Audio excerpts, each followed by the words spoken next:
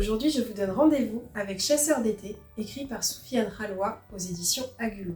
La fin de troisième vient toujours au bon moment.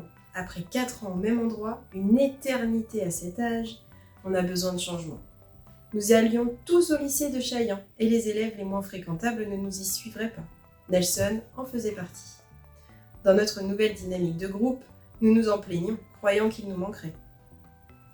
Je ne partis pas en vacances cet été-là.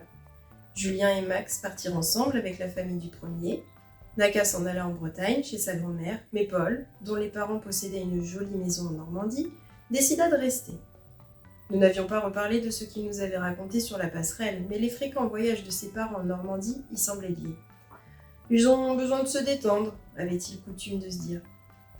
Il resta seul avec sa grande sœur étudiante qui invitait son copain et nous mettait à la porte chaque fois qu'elle avait besoin d'intimité. Nos rêves de délinquance disparurent en même temps que nos tenues d'hiver. Il faisait chaud, nous ne portions plus de pull à capuche, or, en t-shirt et short, nous n'avions plus aucune allure. On se contenta de ce qu'on était, des enfants sages d'une ville paisible. Longues heures de déambulation, nous arpentions les rues vides, sans véritable objectif. Nous goûtions à cette paresse réconfortante des petites villes sans charme pendant l'été. Volets fermés, odeur de barbecue dans les cours, bruit d'enfants qui clapotent dans des piscines en caoutchouc bleu, le tout nous parvenant en volutes irrégulières à l'abri des haies d'hortensia bien taillées. Dans sa maison en Normandie, Paul avait une piscine lui aussi, et un beau barbecue. Et la mer pas très loin. Il aurait préféré partager mon été d'ennui. Un jour de la mi-juillet, on croisa Naka et Nelson sur la place de la mairie. Naka était rentré la veille. Ne me trouvant pas chez moi, il était venu nous chercher ici, où il avait croisé Nelson, dont l'agenda était erratique. Ils bavardaient gaiement, on se joignit à eux. Naka et Nelson nous dirent qu'ils voulaient devenir chasseurs d'été, parce qu'il n'y a que cette saison qu'il vaille d'être vécu.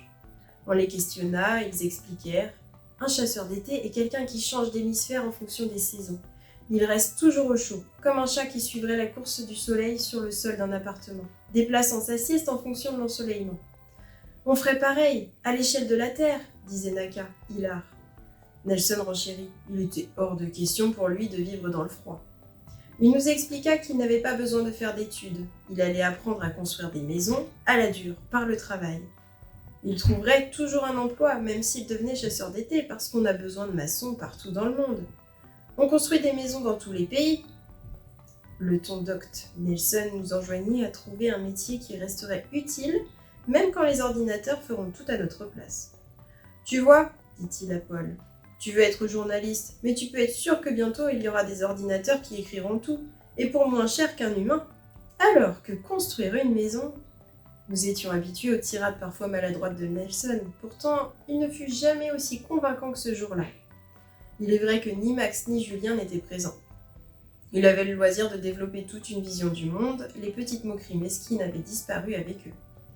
Je surpris plus d'une fois le regard ravi de Naka, qui semblait heureux que Paul et moi puissions enfin apprécier cela.